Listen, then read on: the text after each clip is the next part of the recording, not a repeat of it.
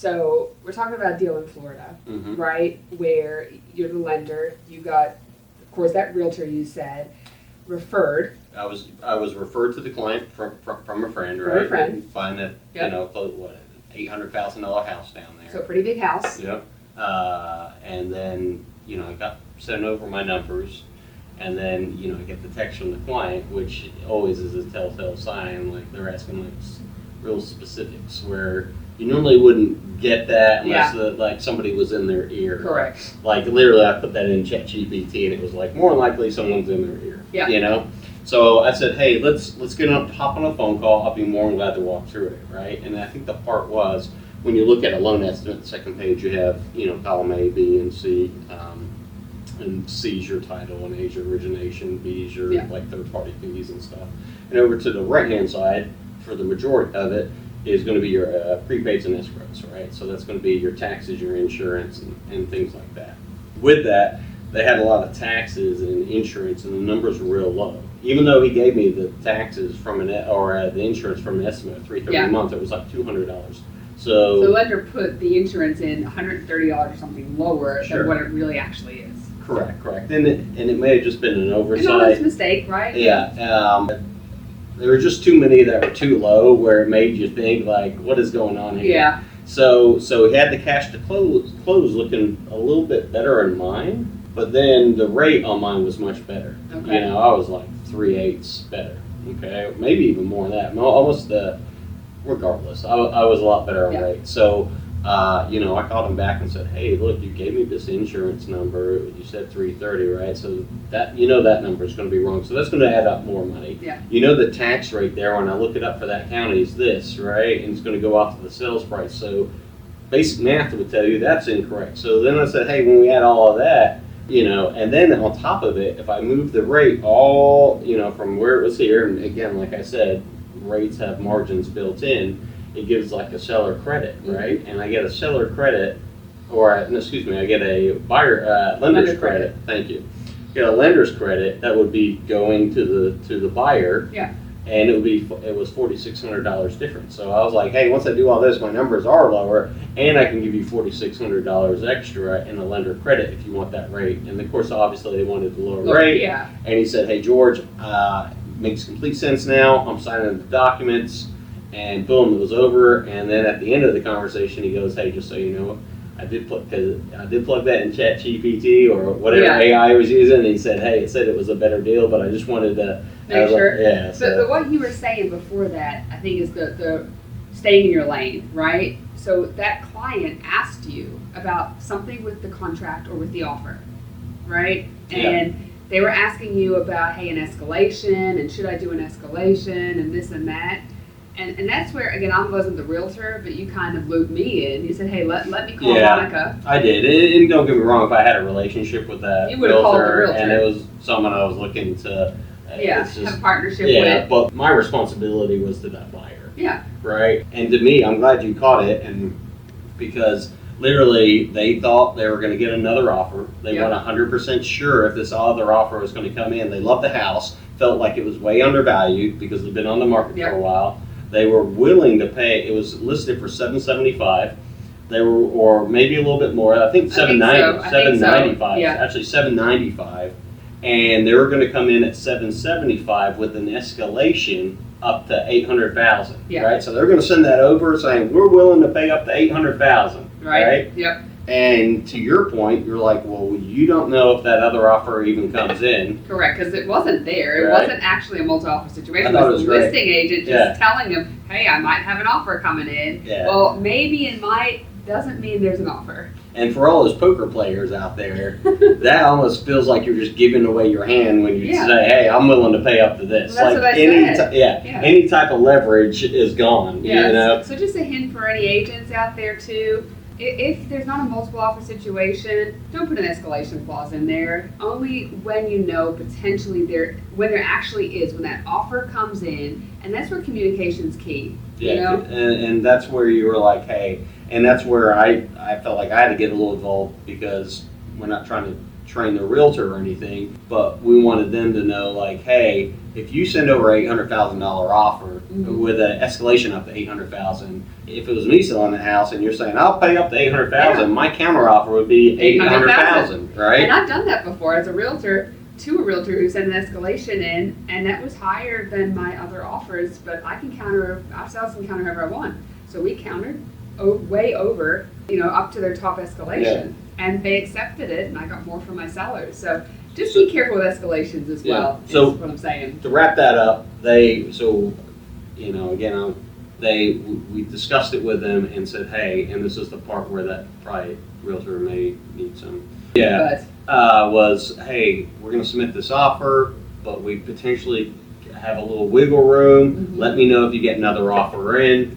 So then it doesn't disclose their whole hand. Correct. You know? Correct. You don't want to do that, and they end up getting it for They ended up getting it for $775, so Yeah. they didn't go a penny over. their escalation. And then I want to be like, hey, I felt like we saved them $25,000 right there, and I'm like, Hey, that's just the value of a good lender agent team, right? That's what this podcast is all about. Even though I wasn't really the realtor, I did step in and just help on that end, and that's what we're and all about. that was not like jumping into the lane. That was a personal friend of ours. He's Yeah, their friend, so exactly. It's all, We're not and I'm here sure I'm going to have a overstepping. relationship with them and all that good stuff. So Correct. that's not like one we. So again, we're just talking about the value of having that really good relationship. So to circle back to the whole coffee thing, I want to caution you too. There's a couple things. If the lender's asking you for coffee, they're obviously need more business, right? And that's not a bad thing. What they can do if they probably have more time on their hand potentially, right, to service you and the client, because that's important too. You want to make sure that lender isn't so busy or they doesn't have the right support staff, so where they can't communicate effectively or on time. So you can't make any assumptions that, hey, since they're inviting me to coffee, maybe they're a new lender and don't know what they're doing. Don't want to make that assumption, but also they probably do have some time to make sure they can service your loan properly, which is also very, very important, and that's part of the relationship and you set the expectation of, hey, how quickly you're going to respond back to my clients. Do we expect the lender to respond at 8 o'clock at night? Is that fair? Probably not, but that may be part of your relationship where you say, hey, I work 24/7. Are you willing to work 24/7? And they go, yep, okay. But not everybody does that, and I am not recommending that, okay? I think business hours probably need to be respected a little bit, and setting expectations with your client as well is important as an agent. But where I'm going is that making sure your lender's aligned with your hours, and the response time. Like if that lender, I know on the way over here, George, you're talking about, hey, you're not happy with somebody's service because they're taking 3 hours to respond to you, right? Yeah. So it's like, does your lender take 3 hours to respond to you? Is that some expectations as an agent that what you need to look out for and set those expectations ahead of time? Yeah, I think just having that communication, saying, hey, I'm not by my computer, but I'll be there at this point in time when that does, because it's going to happen. Yeah. It's going to happen at one point in time. And then two, what's great is we have support staff, right? So if I need that pre-approval, I can have someone, Correct. Help you do that, and that's something too. You got to figure out: do they have the time, and how quickly can they respond? That's just important to look after. So I want to talk about some quick agent to-dos. We can get into some lender to-dos. Okay. One agent to-do when you're working with a client and they already have the lender pre-approval, it's important to involve the lender. Keep them up to date with, hey, I'm showing some homes. I know they're approved, just want to make sure you'll have the pre-approval number, but it's good just to have that communication and make sure the lender's involved. And there's realistic numbers out there that you as an agent, if they're pre-approved for $300,000, you're not showing them $325,000 homes, because they're probably not going to be able to pre-approve for that much or want to pay that much of a mortgage. You're just setting yourself up to fail. I think early on, we'll get somebody pre-approved, but we didn't put super concrete notes in on concessions, things like we needed, and then we get in there and we get some of the seller concessions and maybe it wasn't hammered home enough but two, shame on me, maybe not putting it clearly in the notes to where you can refer back to it, but I know that's a communication, because cash to close Yeah. It's almost always tight. Well, that's the thing, like, and that's very important. I said, yeah, you have a buyer that can afford closing costs. The lender, you have a very good plan to communicate exactly how much they need. And that's where, too, lenders have limits on closing costs. You can't just say, hey, your buyer needs $20,000, right? If it's a $200,000 home, depending on the loan program, there's limits on how much the closing costs would be. So that's where the communication is key to make sure that the lender's very clear with you exactly what they're approved for. So when you write that contract, and that's very important too, before you even write that contract, I would call up the lender. That would be that's an agent to do. Hey, I'm writing this offer for client such and such. This is the purchase price. This is what we're thinking. Does that match what you have? Is that going to be enough, with closing costs? They're going to have enough cash to close if it works out this way. I think that's just the best bet as an agent to do. Anything you'd like to quickly add to that and with that communication piece?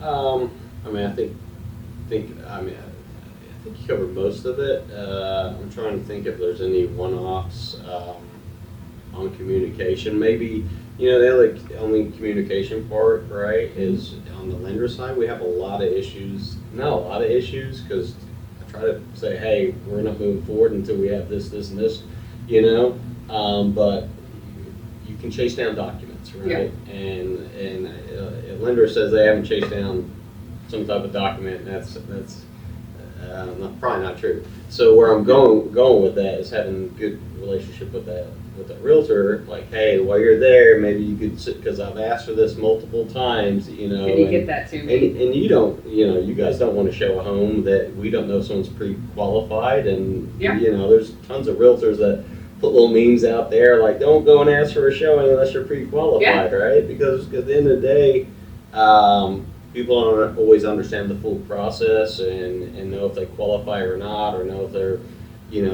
depending on their job history or the way they're paid or the way they're, if it's commission and so forth, if that's going to be a qualifying income for the kind of loan product that they need to get in. But also, just come agent to do is just make sure anything with contract changes, repair request, right? There's do's and don'ts with that.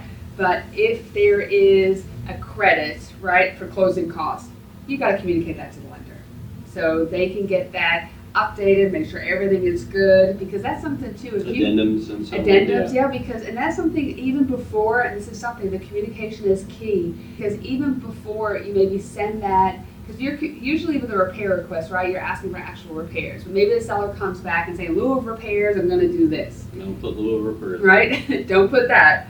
But that's also something you want to call the lender up and say, hey, do I have enough room in here, right? Maybe I already asked for a maximum amount of closing costs. What's the best way I can word this if we go this route? And just partner with your lender to make sure that everything is good on that addendum so you can move, forward, because the last thing you want is the lender or underwriters reject that, and now you don't have that extra money that you're expecting or whatever because there wasn't room in the closing costs. That was one of our lender tips last week, right? Our lender tip last week was, and it plays to both of these, right? So we had one today, which hopefully Chris covered. Right? But last week I talked about seller concessions, and hey, if it comes between, and this may be a preference, but and you can argue, hey, that money's being funded over 30 years, but if it came down to a $2,000 price drop versus $2,000 seller concessions, more than likely take the seller concessions. You can either get the payment down lower by buying the rate down a little bit. It helps their cash to close. It's $2,000 more changes the mortgage payment like what? Less, just I don't know. $5-10. It really depends the size. It's going to be minute. So I'd rather take the $2,000 now and lower my cash to close or lower my rate to give me a better payment. Correct. So you can do both things, right? Lower cash to close or lower the payment, which would have happened anyhow if you were using taking $2,000 off, but it'd be more impactful. So just a little tip there, and that's what we covered. And then when we're talking about pre-approvals and so forth, the tip this week, right, was and I don't want to get too far off base, but was with the pre-approval, and if we can get them earlier, we can do a lot more things for the, the client. Like to improve their credit and stuff like that. Correct. If you can get them better rates potentially. If correct. They could save a lot of money. Chris did cover that, so just so you know, Okay, he did a good job. He covered that in our meeting today. So he was all over it. And Chris uses that all the time. Yeah. He's all, and it's well, just. Good lenders should help with that, and that's part of it too. I mean, good lender is going to help get you the best rate and give you strategies to get there if you're not quite there. We're not charging on that. I'm not saying we're a credit repair place, because we're not. Yeah. But the folks that are needing just a little bit of help, or little bump, or even the one that's the example of that gentleman buying this $775,000 home. Yeah. I was able to say, hey, you pay this off, this off, this off. This will be your credit score, and this is how much more the rate improves. And then I put it in their plate to see if they want to take that action or not. Yeah. It is a little bit more legwork, but that's that rate difference. If it's $20-$30, especially on a larger loan amount, times 360, you do the math. It's close to $10,000. It also builds, again, that shows good on the realtor as well when the lender is actively working for you, and that's how that whole joint thing, we work together. So if on the flip side, if the lender isn't doing the right things, then that reflects poorly on the agent as well, because they do see us as one team, especially if you recommended them. Yeah. And that's the caveat, and that's where the agent to-dos, the couple last things that I want to cover on my end is, we already talked about joint expectations, right? What are your working hours? How long can it take to expect to get a response? And everyone has to agree on the same page. But also, if we do have any disagreements, or if something happens that you do something that I don't like, right? Things are going to happen. We have to remain professional as agents and keep our disagreements, if there are any, between us, and not pass it on to the clients, and vice versa. We're not here to bad talk, and you've got a lender doing that is not good, or an agent doing that to the lender. You guys are a team. We have to build each other up, not tear each other down. Well, I would say when those happen, we just, business aside, we're just going to take care of the client, and then when we get home, when we go to bed, well, this is not. our toes may touch, and then she's going to pull away. No, anyway, I'm sorry about that. No, we're talking about regular lender-agent relationships. But George, go ahead. Any deal to-dos for lenders, like must-do, when working with an agent? Well, I think you kind of already covered part of it, right? Pre-approval. We want to make sure we got a good pre-approval. That is so frustrating, and oh gosh, I'm sorry. I have some PTSD of some lenders out there that give agents pre-approvals, and I talked about today actually in our meeting as well. They give them pre-approvals, and 30 days later we need an extension. 60 days later need an extension.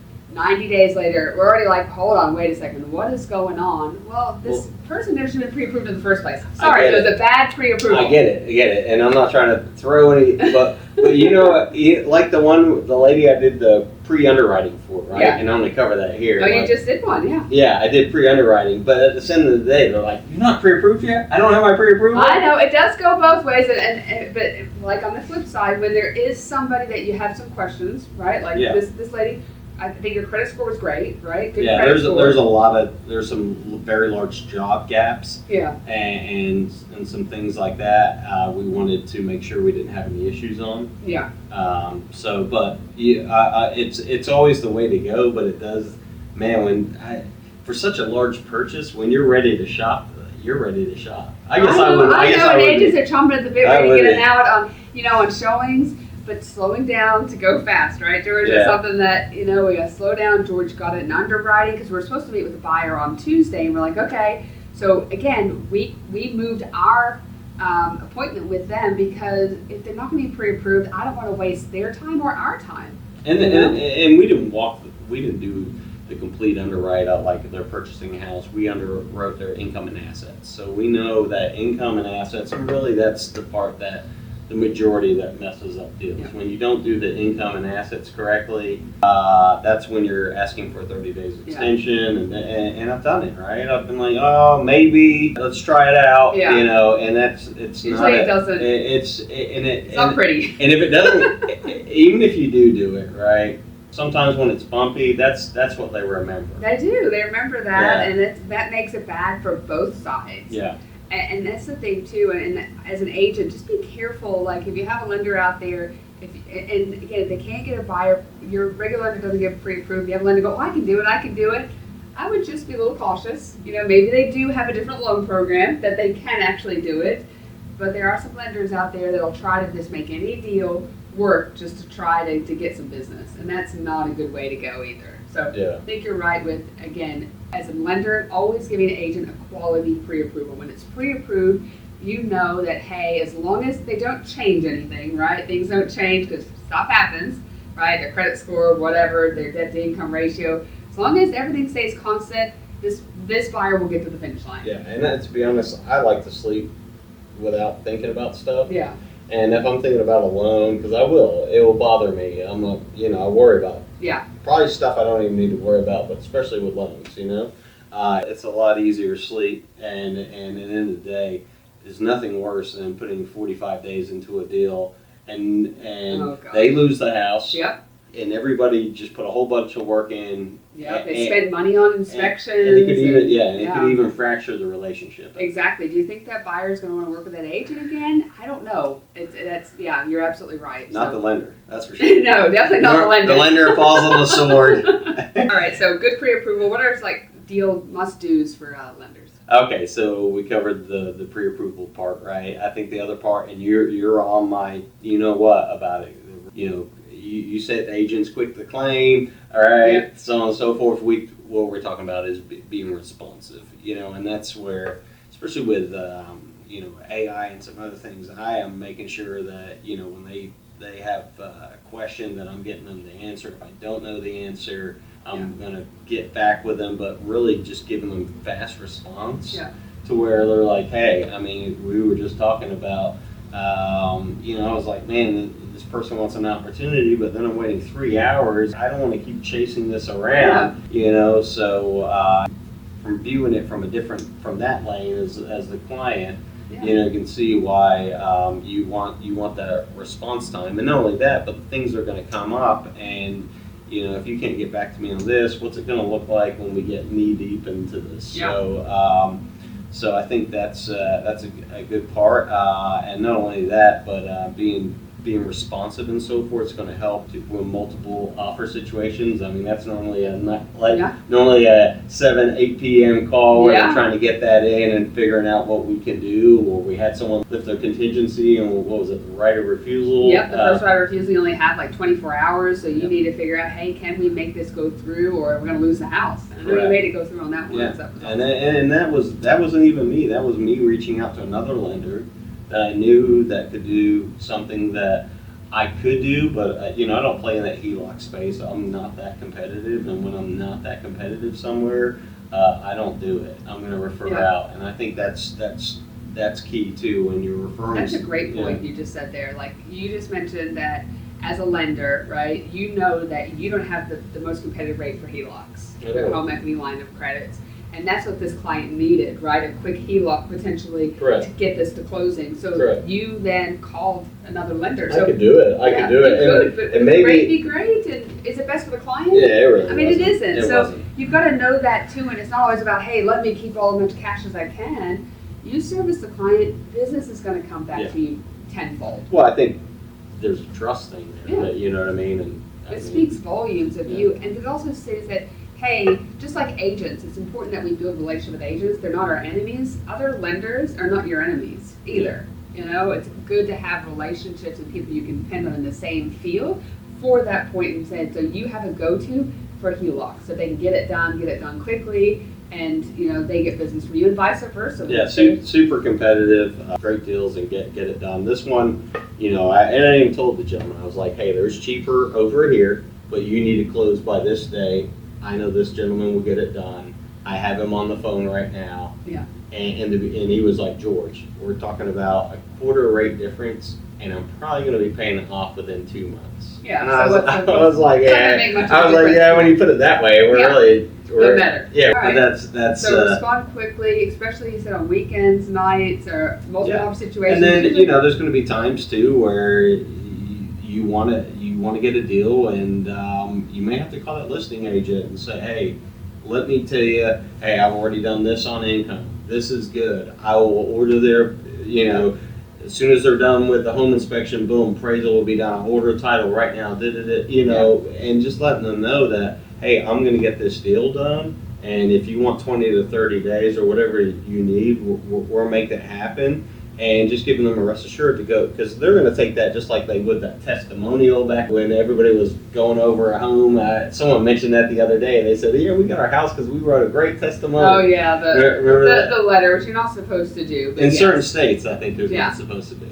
Yeah. But anyhow, just reassuring that listing agent that you can get it done and that they're a sound qualified buyer. So that all responds to the response and the communication. But also piece. that's where as an agent you want a lender that's not afraid to pick up the phone and have a conversation with another agent and how that lender can, again, that's that partnership that can help you get that deal done. Yeah. And I think that's really, really important too, because there's some lenders out there that are afraid to pick up the phone or don't have the phone etiquette skills needed to really to work that. And I think that's relationships, and that's just important overall. Yeah, so the next part is the status updates and letting everybody know. There's nothing worse than going, hey, we got accepted contract, they get the docs, and then you don't hear anything for 2 weeks, or whatever the case may be, right? So one thing that I've added into my game, now we have like milestones that click, and hey, the appraisal got ordered, this got ordered, and that goes out automatically to everybody. But basically every day you're going into a loan anyhow, at least I am, right? Just to kind of see where we're at with things. And what I'm now doing, because we're, you know, if you got a pipeline of, you know, some realtor or loan officers may have 4, right, or 5, you know, I'm more somewhere around there, depending, right? But going in, I'm looking at the file, I'm using my AI, hey, telling it what I see, send an update to that client, boom, I already have it, and I'm not having to like sit there, you know. It saves some time. It takes the tedious part out, and then I'm sending all this communication out, and everybody knows now, especially, and this is why I've been doing this year, which isn't that long, but now everybody knows, just to give an extra layer. But you know, with our support staff and everything we've been working on, it's all moving right along. So really, maybe I'm overdoing it a little bit, but I'd rather that than underdoing it, because what happens on the agent side, they don't hear anything, because here's the thing, after the inspection for the agent, it's out of our control. Right? That's when the lender takes over. That's where I get the most nervous. And then I'm like, I feel like as an agent, I have to kind of step in, right? If the lender's not doing it, and be like, and then you could probably get agents calling, right? Going, hey, if you don't do it, where are we at? What are we doing? Where are we at? Versus, I would much rather have the lender know that they're communicating with us, and I can go out there and sell more houses. And actually have a couple deals that are with agents that are outside, you know, and so with those, I just, hey, just get heads up, this is what I sent the client, you know, copy them, and boom, and the guy never responds, but he gives me thumbs up every time. So at least he knows, he's acknowledging it, and that's all you need, just a little acknowledgement, and that makes me for the agent. Any other lender? You know, education, right? I would say the number one thing I get when I speak to clients, the number one thing, which I love, so lenders keep doing it, is they never explain what's going on or what they're doing, or so they're like, no, I got pre-approved. Do you know the right? No, I don't know the right, because no one wants to quote rates because they don't want to get into that game, you know. Or no, they didn't tell me that. So hey, let me run you through what I'm looking at doing. Let me tell you this, you know.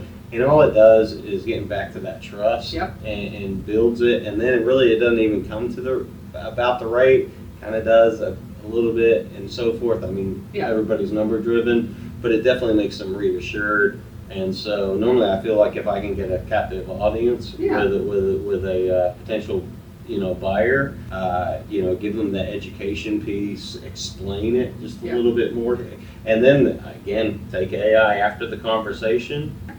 Boom, there's the conversation. I say hit the key points. Hey, I want to send this over, so they know exactly what we talked about, and they feel really good about everything. And then when their wife runs up, or their husband, or whoever's doing the purchasing, spouse, whatever. Runs up and says, "Hey, what's going on with this?" They have everything. We'll email them just a phone call. I think that's it's honestly a great thing agents can be doing as well. Just because I think the assumption for our field and yours, right, is that clients only do this once every 7-10 years usually, right? Unless you're an investor. So we make assumptions that they absolutely know what we're doing. They say we're pre-approved. Because we do it every day. Mm. I think that's where lenders don't say it, because they don't realize that, hey, they're not doing it every day.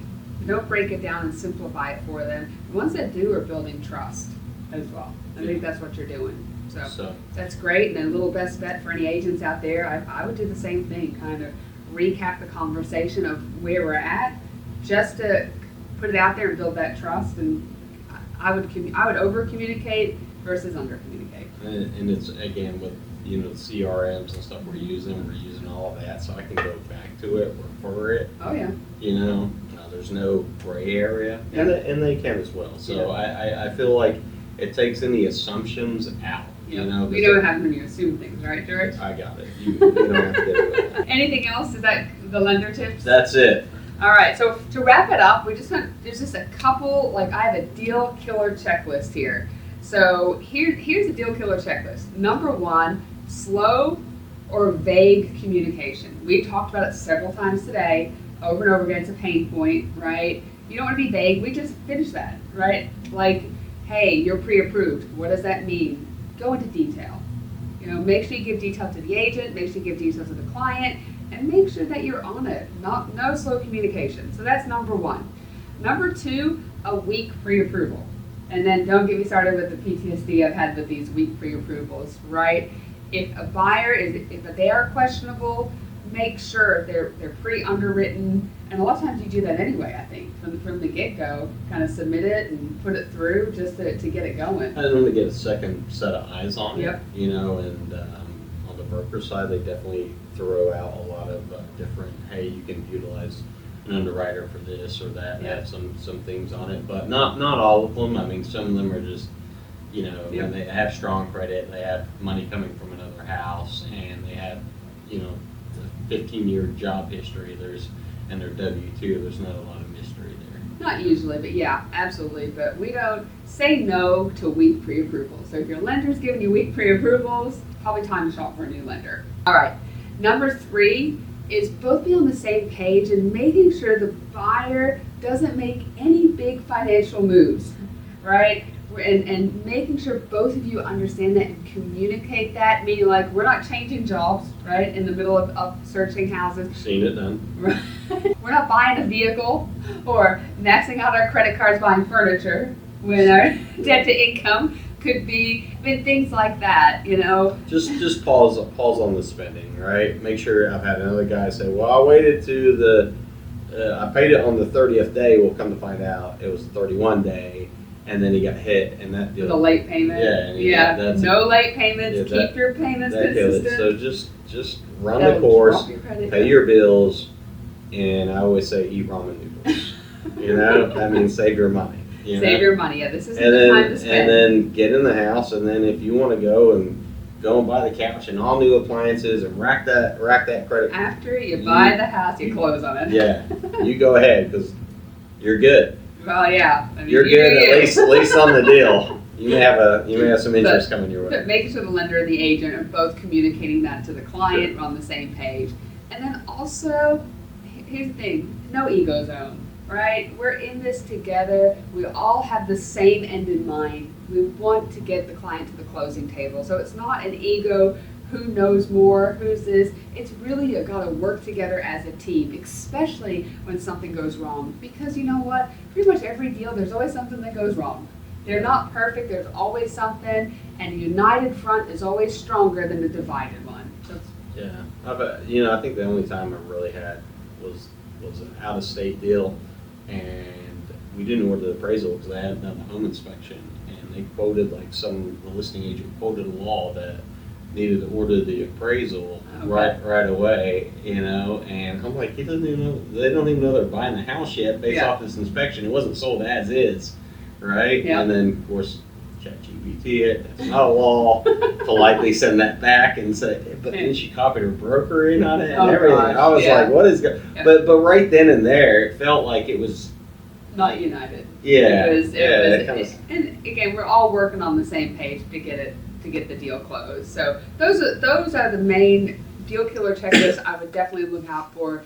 But again, to wrap it up, I think it's so important to choose the right lender partner, just for your client, just for your business, especially as you grow. So any ending comments, George, you'd like to throw in there?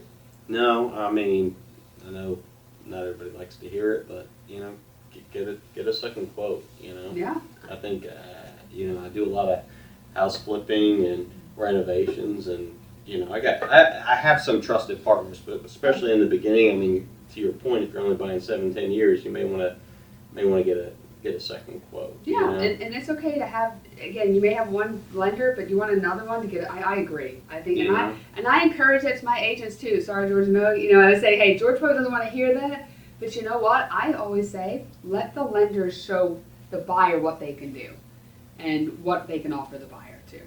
Yeah, so I think there's more than always coming down to the rate, but I also know that, I've seen it where someone wasn't getting it, and luckily the agent said that, right? And we've seen deals where, I mean, it's like $7,000-8,000. I mean, it's just insane.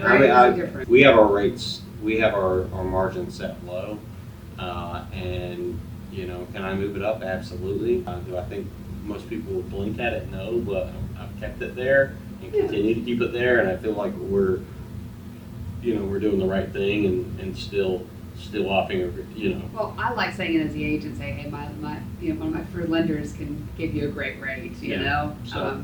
But anyway, well, that's all we have for today. I think we've taken up enough time. So we appreciate you watching the MD&G show. I'm MD, Monica Dunlap, the doctor of real estate with George.